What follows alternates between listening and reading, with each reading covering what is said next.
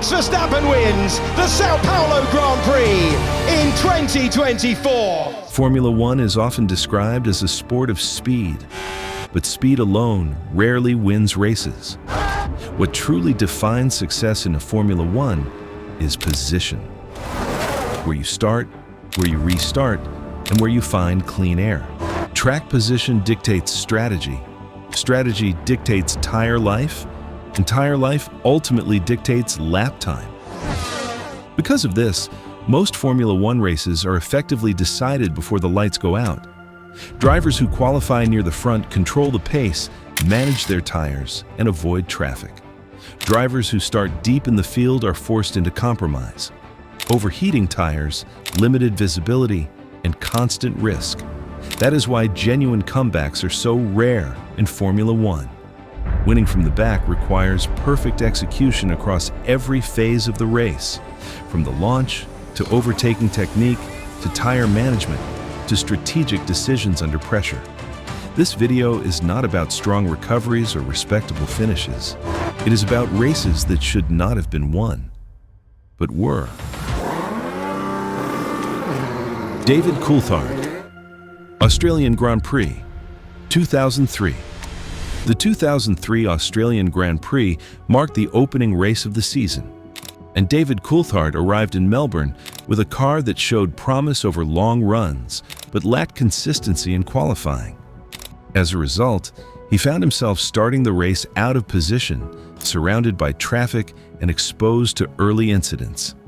That vulnerability became reality almost immediately. By the looks of things, the right front of Coulthard, one of the Renaults has lost ground as well, a slightly chaotic start. The opening phase of the race was chaotic, with multiple cars making contact and the field compressing heavily. Coulthard lost time navigating incidents and was shuffled toward the back half of the grid, far from where a race winner would normally be. Under stable conditions, that would have ended any realistic chance of victory. But conditions did not remain stable.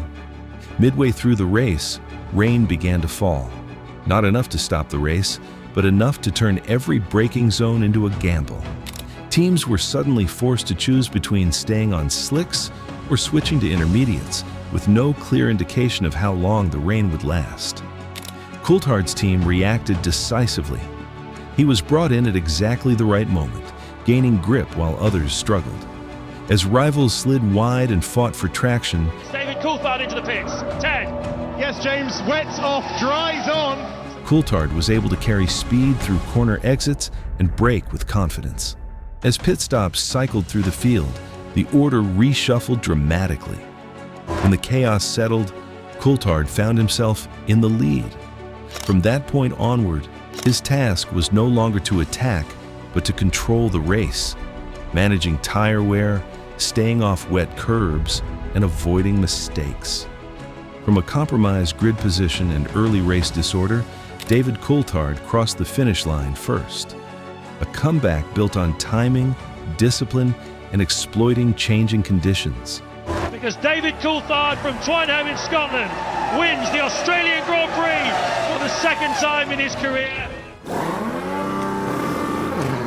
Fernando Alonso Singapore Grand Prix, 2008.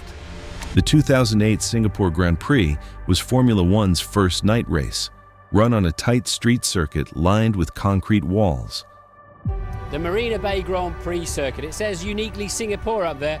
Well, it certainly is. Uniquely too, it's the first night race in Formula One. Overtaking was expected to be extremely difficult, and track position was considered critical. Fernando Alonso's race appeared ruined early. An unusually early pit stop dropped him to the very back of the field, leaving him with no clear path forward on a circuit where passing was almost impossible. Then the race changed completely. A crash triggered a safety car at a moment that could not have been worse for most of the grid. The majority of the field had not yet pitted, meaning they would be forced to pit under safety car conditions, losing enormous amounts of track position. Alonso had already made his stop. As the race neutralized and then restarted, cars ahead of Alonso began diving into the pits one by one. Each stop dropped them behind him. and now we wait to see what the order will be at the end. Alonso will be the one. Without overtaking a single car on track, Alonso gained positions through timing and circumstance. When the pit cycle completed, Alonso was leading the race. From that moment onward, the challenge was simply to maintain position. Singapore's layout made attacking extremely difficult, and Alonso drove with precision, avoiding curbs, managing tire temperatures, and keeping his lap times consistent. After being last on the road early in the race, Fernando Alonso crossed the line first, a victory created by strategic alignment and preserved by flawless execution.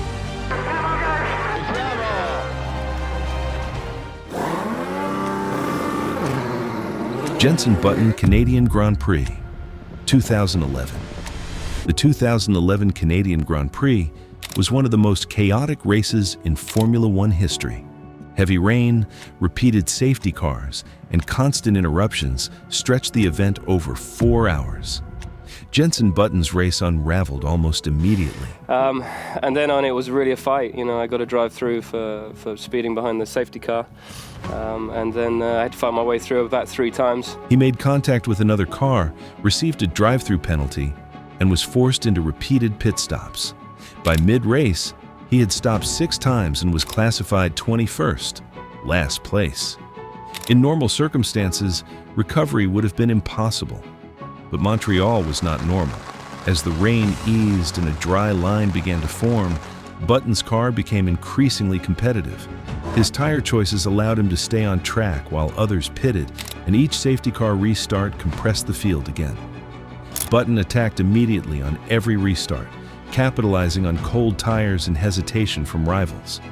He overtook consistently, sometimes gaining multiple positions in a single lap, using traction and late braking. By the final phase of the race, Button was one of the fastest cars on the circuit. Only Sebastian Vettel remained ahead. Under relentless pressure, Vettel made a mistake on the final lap, running wide and losing momentum. I think Vettel's got wide. Yeah, he's got wide. He turned in too late. He got the tyres. Button leads the Grand Prix. Button seized the opportunity and took the lead. From last place to first, Jenson Button won one of the most extraordinary races Formula One has ever produced. Surely one of the finest races of his life and the best Grand Prix of his spectacular career. John Watson, Detroit Grand Prix, 1982. The Detroit street circuit in 1982 was brutal. Bumpy surfaces, narrow streets, and unforgiving walls punished even minor errors. Overtaking was extremely risky, and mechanical reliability was fragile. John Watson qualified 17th, far from the front and surrounded by traffic. At the time, Formula One cars were heavier, brakes overheated easily, and strategies were limited. Watson approached the race with restraint. He avoided unnecessary risks early, allowing others to make mistakes. As the race progressed, leading cars began to retire due to crashes, brake failures, and mechanical issues. All right, let's try to pick up a battle here. Whoops, out of the race car. That's car number 2, Riccardo Patrese of Italy. Watson stayed consistent and clean. When opportunities appeared, he took them decisively. As the field thinned, his pace became increasingly competitive, and his overtakes were controlled rather than aggressive. By the closing stages of the race, Watson had climbed into the lead. From 17th on the grid, he went on to win. A comeback achieved almost entirely on track, driven by endurance and discipline. There is John Watson and Eddie Cheever with him. Eddie Cheever in the blue and white, John Watson in the red and white. Max Verstappen, Sao Paulo Grand Prix, 2024. Max Verstappen began the 2024 Sao Paulo Grand Prix from 17th place. The reason was an engine penalty that forced Red Bull to replace power unit components. Would have predicted Verstappen, Perez and Sainz out in Q2, but my word, that is what we have. Interlagos is a short, aggressive circuit that allows overtaking only with commitment and precision. Race conditions were unstable, with damp patches and fluctuating grip levels. At the start, Verstappen launched cleanly and immediately attacked into Turn 1 and Turn 4.